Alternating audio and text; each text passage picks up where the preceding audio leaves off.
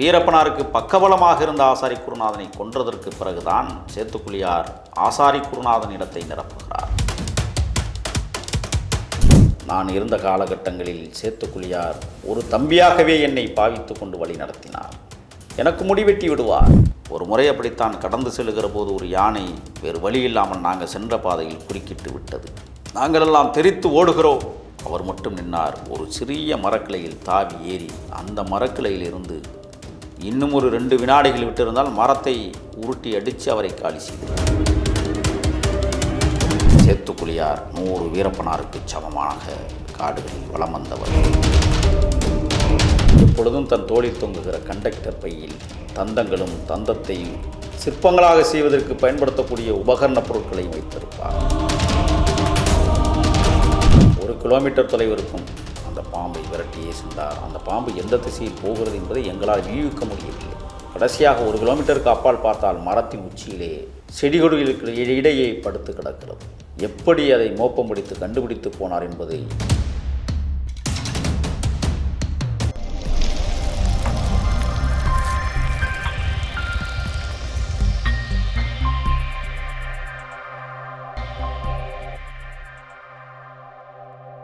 அனைவருக்கும் வணக்கம்.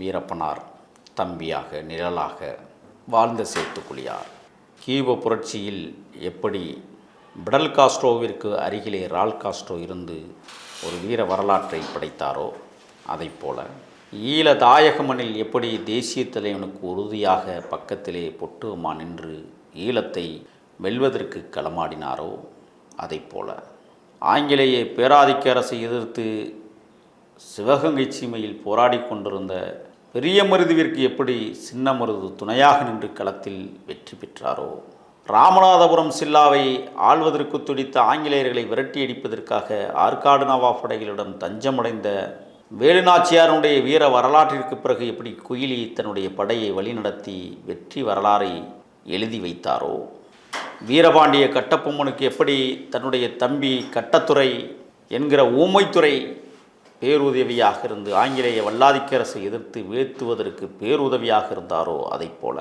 மேற்கு தொடர்ச்சி மலை வானத்தை முத்தமிடுகிற வானாந்தர காடுகளில் வாழ்ந்த வீரப்பனாருக்கு பக்கத்துணையாக தம்பியாக வாழ்ந்தவர் சேத்துக்குழியார். மேட்டூர் அணை கட்டப்படுகிற போது அவரது கிராமமும் அங்கிருந்து அப்புறப்படுத்தப்பட்டது. சேத்துக்குழியார் குடும்பம் சங்கப்பாடி கோவினத்திற்கு பக்கத்திலே மாத்துப்பொரியான்பட்டி என்கிற இடத்திலே போய் அமர்ந்து காட்டிற்கு வேட்டைக்கு செல்வதும் கூலிக்கு வேலைக்கு செல்வதுமான குடும்பமாக சேத்துக்குழியார் குடும்பம் இருந்தது. இருந்தாலும் வீரப்பனார் வேட்டையில் மிக முக்கிய பங்காற்றிய குடும்பம் சேத்துக்குழியாருடைய குடும்பம். அண்ணன் தம்பிகள் 5 பேர். சேத்துக்குழியார் தனது 13 வயதிலேயே காடுகளுக்குள் தஞ்சம் புகுந்தவர். வீரப்பனாருக்கு ஒரு குழந்தையாக போனவர். ஆசாரி குருநாதன் மறைவிற்கு பிறகு மைசூர் மாவட்டத்தினுடைய எஸ்பியாக இருந்த ஹரிகிருஷ்ணா, மாதேஸ்வரமலை இன்ஸ்பெக்டராக இருந்த சகில் அகமது இருவரும் சேர்ந்து படையை தலைமை தளபதியாக இருந்த வீரப்பனாருக்கு பக்கபலமாக இருந்த ஆசாரி குருநாதனை கொன்றதற்கு பிறகுதான் சேத்துக்குழியார் ஆசாரி குருநாதன் இடத்தை நிரப்புகிறார். கிட்டத்தட்ட 20 ஆண்டுகள் வீரப்பனாருடன் கடும் பயணத்தை மேற்கொண்டவர் சேத்துக்குழியார். நான் இருந்த காலகட்டங்களில் சேத்துக்குழியார் ஒரு தம்பியாகவே என்னை பாவித்து கொண்டு வழி நடத்தினார். எனக்கு முடிவெட்டி விடுவார். அவருக்கு பதிலாக நாங்களும் முடிவெட்டி விடுவோம். கூர்மையான பார்வை, நெஞ்சுரத்தோடு போராடக்கூடிய வலிமை, எப்பொழுதும் தன் தோளில் தொங்குகிற கண்டக்டர் பையில் தந்தங்களும் தந்தத்தை சிற்பங்களாக செய்வதற்கு பயன்படுத்தக்கூடிய உபகரண பொருட்களையும் வைத்திருப்பார். அவர் அணிந்திருந்த கடிகாரத்தில் கூட யானை தந்தத்தால் மூடப்பட்ட உரைகளை அவரே செய்து கடிகாரத்திலே போட்டுக்கொண்டார். அவர் கையிலே விரல்களில் 6 மோதிரங்கள் மாட்டியிருப்பார். இடதிலும் வலதிலும் பெரிய மாலை ஒன்று கழுத்திலே போட்டிருப்பார். யானை தந்த மாலை. அதிலே புலிநகத்தை போன்ற உருவமைப்பை அவர் புதித்திருப்பார். அவர் செய்த அந்த மாலையைத்தான் நானும் காடுகளில் போட்டிருந்தேன். தந்த மாலை. அவர் செய்து கொடுத்திருந்த தந்த மாலையைத்தான் பேபி வீரப்பனாரும் போட்டிருந்தார். சேத்துக்குழியார் எப்பொழுதும் எதையாவது செய்து கொண்டே இருப்பார். அவர் மூட்டை கட்டுகிற பக்குவம் மிக அற்புதமாக இருக்கும். நான்லாம் மூட்டை கட்டினா களைஞ்சிரும். அவர் கட்டினா களையவே கிடையாது. எத்தனை முள் இழுத்தாலும் அந்த மூட்டை முதுகில் அப்படியே தூங்கும். எப்பொழுதுமே வீரப்பனாருக்கு பக்கபலமாக இருந்தது மட்டுமல்ல, கணக்கு வழக்குகளையும் சேத்துக்குழியார் தான் பார்த்தார். படுக்கிற போது, உறங்குகிற போது மரத்தில் இருக்கிற ஒரு இலை உதிர்கிற போது ஏற்படுகிற சத்தம் கூட அவர் காதுகளில் கேட்டு டப்பன முழித்து பார்ப்பார். இரவு நேரங்களில் விட்டில் பூச்சிகளின் ரீங்காரத்தை கூட காதுகளில் உள்வாங்கி கொண்டு கவனித்து படுப்பார். நடந்து போகிற போது மிகுந்த எச்சரிக்கையோடு எங்களை எல்லாம் அணிவகுத்து நடத்துவார். நடந்து போகிற போது வேறு மனிதர்களுடைய தடங்கள் ஏதாவது தென்படுகிறதா என்பதை அரைச்சி ஆராய்வார். ஒரு விலங்கு அந்த பாதையை கடந்து போயிருக்கிறது என்றால் இந்த விலங்கு எத்தனை மணிக்கு கடந்து போயிருக்கிறது என்பதை துல்லியமாக மணிக்கணக்கை சொல்லக்கூடிய ஆற்றல் மிகுந்த போர் மறவர் சேத்துக்குழியார். ஒரு முறை அவருடன் பயணிக்கிற போது ராஜநாகம் பாம்பு குறுக்கே சென்றது. எப்பொழுதுமே ஒரு ஐதீகம் வைத்திருப்பார்கள். வடக்கிலிருந்து தெற்கு நோக்கி ஒரு ராஜநாகம் போன்றால் அந்த பாம்பை கொன்று விட்டுத்தான் போக வேண்டும், இல்லையே அந்த பயணத்தை பாதியிலேயே நிறுத்திவிட்டு திரும்ப வேண்டும். ஆனால் அன்றைக்கு அவர்கள் நிறுத்துகிற பயணமாக இல்லை. காரணம், ராஜகுமாரை அழைத்து வருவதற்கான காலச்சூழலை உருவாக்கியிருந்த காலகட்டம் அது. ஆகையால் அந்தியூர் வனப்பகுதியிலிருந்து தாளவாடி நோக்கி விரைவான பயணத்தை மேற்கொண்டிருக்கிற போதுதான் அந்த ராஜநாகத்தை நாங்கள் பார்த்தோம். பெரியவர் சொன்னார், உற்றாத கோயந்தா, போகிற காரியம் கெட்டு போகும் என்று சொன்னார். 1 கிலோமீட்டர் தொலைவிற்கும் அந்த பாம்பை விரட்டியே சென்றார். அந்த பாம்பு எந்த திசையில் போகிறது என்பதை எங்களால் வியூகிக்க முடியவில்லை. கடைசியாக 1 கிலோமீட்டருக்கு அப்பால் பார்த்தால் மரத்தின் உச்சியிலே செடிகொடிகளுக்கு இடையே படுத்து கிடக்கிறது. எப்படி அதை மோப்பம் பிடித்து கண்டுபிடித்து போனார் என்பதை எனக்கே வியப்பு. போய் அந்த பாம்பை பார்த்துவிட்டு கீழே இருந்து கட்டை துப்பாக்கியால் சுட்டார். பாம்பு 2 துண்டங்களாக துடித்தது. அங்கேயே கொடிகளுக்குள் சிக்கி கொண்டது பாம்பு. தலை கொஞ்ச நேரம் நழுவி நழுவி நழுவி கீழே விழுந்தது. அதை எடுத்த படத்தை இன்றும் என்னால் மறக்க முடியாது. பாதி துண்டம் இன்னும் சற்று நேரத்தில் விழுந்து விட்டது. ரத்தம் சுட்டு சுட்டாய் செடியிலிருந்து ஊற்றி கொண்டிருந்தது. அடித்து விட்டு சொன்னார், கண்டாரொழிமென்று போகிற பயணத்தை தடை பண்ணது என்று ஆவேசப்பட்டு தன்னை ஆசுவாசிப்படுத்தி கொண்டார் சேத்துக்குழியார். பெரிய குட்டையில் மீன் பிடிப்பதாக இருந்தால் ஒரு மரத்தினுடைய இலைகளை கட்டுக்கட்டாக ஒடித்து கொண்டு வந்து போடுவார், இடிப்பார். மூலிகை அல்வாவை எனக்கு செய்து கற்றுக் கொடுத்தார். இரவு பயணம் என்றால் முன்கூட்டியே நடந்து போவார். மணிக்கணக்கிலே நடக்க வேண்டும் என்றால் அசரமாட்டார். முதுகிலே தூக்கி இருக்கிற சுமையை கூட சுமையென கருத மாட்டார். மெல்லிய குரல், யாருக்கும் அஞ்சாத பார்வை, மௌன சிரிப்பு, அதிகம் பேசாத ஒரு கலவை. தன்னுடைய உடுப்பு கூட உடம்பிற்கு இறுக்கமாக போட்டுக்கொள்வார். வனத்துறையிடமிருந்து கைப்பற்றப்பட்ட சிவப்பு நிற பெல்ட்டை அணிந்திருப்பார். தமிழ்நாடு வனத்துறை என்று எழுதியிருக்கும். தான் தோளிலே போட்டிருக்கிற கண்டக்டர் பையில் பணங்களை அடுக்கி வைத்திருப்பார். வீரப்பன் கட்டளையிட்டால் மட்டுமே அந்த பணம் அந்த பையை விட்டு வெளியே வரும்.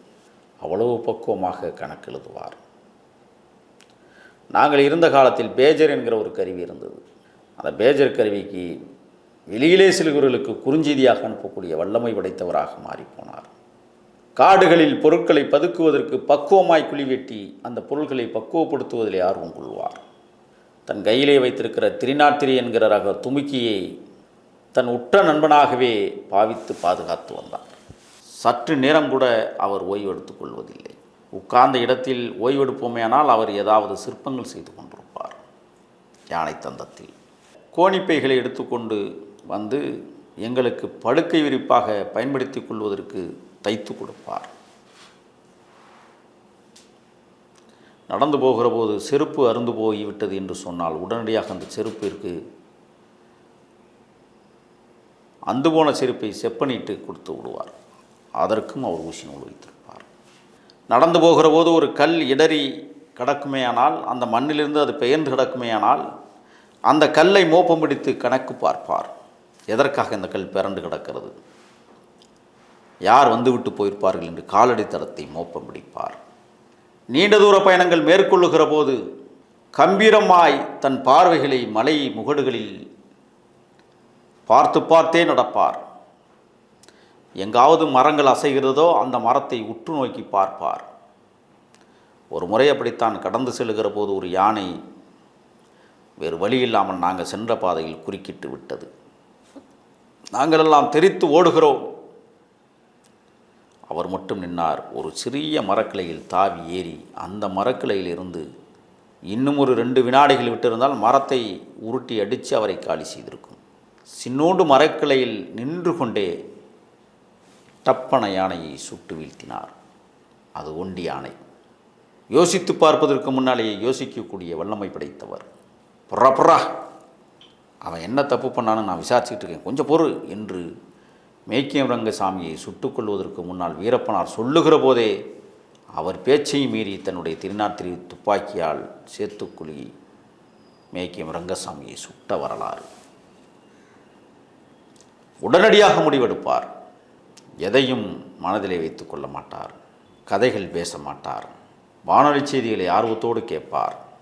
தன்னுடைய அண்ணன் பாலாறு பாம்பிளாஸ்லே இறந்து போனதை அவ்வப்பொழுது நினைத்து பார்த்து எங்களிடத்திலே பகிர்ந்து கொள்வார். மிஞ்சுகுழி போலி தாக்குதலில் துணை இராணுவ படை ஹெலிகாப்டர் தாக்குதலில் தன்னுடைய துணைவியார் நிறைமாத கர்ப்பிணியாக இருக்கிற போது சுட்டு கொன்றதை நினைவுபடுத்தி கண்கலங்குவார். தன்னுடைய குடும்பமே நடுத்தெருவில் நிற்கிறது என்பதை ஒவ்வொரு நாளும் யோசிப்பார்.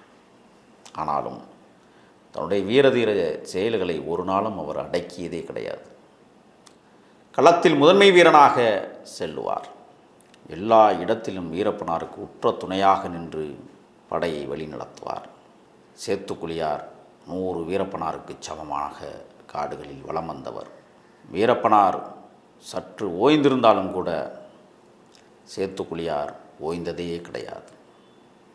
அவர் நடத்திய உக்கிர தாக்குதல்கள் பாலாறு பாம் பிளாஸ்ட், சுரக்காய்மடு தாக்குதல், ரங்கசாமி ஒட்டு தாக்குதல், மீனியம் தாக்குதல், தினேஷ் உள்ளிட்ட 6 காவலர்களை அடித்து துவம்சம் செய்த தாக்குதல், இப்படி அடுக்கிக் கொண்டே போகலாம். அவருடைய அதிரடி தாக்குதலால் நிலைகுலைந்து போனது கர்நாடக மற்றும் தமிழ்நாடு அரசுகள். ராஜகுமாரை அழைத்து காடுகளுக்குள் வைத்திருக்கிற போது கண்ணியத்தோடு நடத்தக்கூடிய பொறுப்பை ஏற்றுக்கொண்டவர். சேத்துக்குழியார் அடுக்கிக் கொண்டே போகலாம். காரணம், எளிமைக்கு எளிமையாக, வலிமைக்கு வலிமையாகவும் வீரப்பனாருக்கு துணையாக இருந்தவர். எந்த இடத்திலும் பெண்களை பார்த்தால் தன் முகத்தை காட்டாமல் புதருக்குள் ஓடிப்போய் ஒளிந்து கொள்ளுவார். இருக்கிற இடத்தில் தான் இடம் படுக்கிற இடம் அவ்வளவு தூய்மையாக வைத்திருப்பார். அவர் ஒரு அழகு. காடுகள் கூட அவரை ரசிக்கும். காலடி தளத்தை கொடுத்து போகிற மற்ற வீரர்களுடைய தடயங்களை செடி கொண்டு அழித்து கொண்டே வரக்கூடிய வல்லமை படைத்தவர். இரவு நேர பயணங்களில் தான் வைத்திருக்கிற டார்ச் லைட்டை காலுக்குள்ளேயே அடித்து கொண்டு போய் மற்றவர்களுக்கு வழிகாட்டக்கூடிய வகையில் வாழ்ந்தவர். 2004ஆம் ஆண்டு அக்டோபர் திங்கள் 17ஆம் நாள் கயவர்களின் சூழ்ச்சியால்